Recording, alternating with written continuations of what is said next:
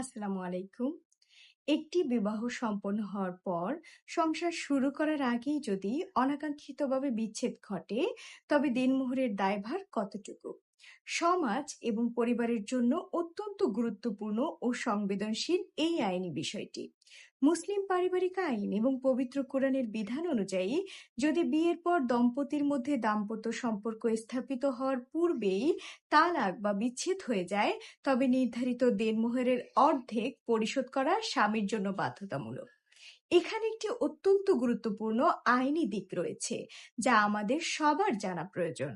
যদি স্বামী ও স্ত্রী একান্ত সান্নিধ্যে এমনভাবে সময় কাটান যেখানে দাম্পত্য সম্পর্ক স্থাপনের কোনো আইনি বা প্রাকৃতিক বাধা ছিল না, তবে বাস্তবে সম্পর্কিত স্থাপিত না হলেও আইন ধরে নেবে যে স্ত্রীর পূর্ণ দেনমোহরের অধিকার প্রতিষ্ঠিত হয়েছে। এমত অবস্থায় স্বামী অর্ধেক নয়, বরং পুরো দেনমোহরই পরিশোধ করতে বাধ্য থাকবেন। মনে রাখতে হবে, যদি বিয়ের পর এই অধিকার প্রতিষ্ঠার আগেই স্বামী বা স্ত্রীর মধ্যে কারো মৃত্যু ঘটে, তবে স্ত্রী পূর্ণ দেনমোহর পাবেন।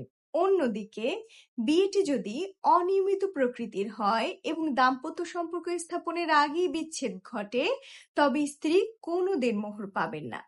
সংসার শুরু করার আগে এমন বিচ্ছেদ ঘটলে স্বামী চাইলে স্ত্রীকে সাধারণ নিয়মে ফিরিয়ে আনতে পারবেন না।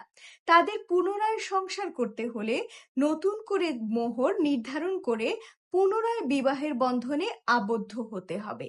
দেনমোহর কেবল একটি সামাজিক প্রথা নয়, এটি নারীর আইনি ও ধর্মীয় নিরাপত্তা। তাই আইন মেনে দেনমোহর পরিশোধ করুন, ঝামেলা মুক্ত থাকুন। আইন ও সচেতনতামূলক এমন আরো তথ্য পেতে ধারায় সাথেই থাকুন। ভিডিওটি শেয়ার করে অন্যদের জানার সুযোগ করে দিন। ধন্যবাদ।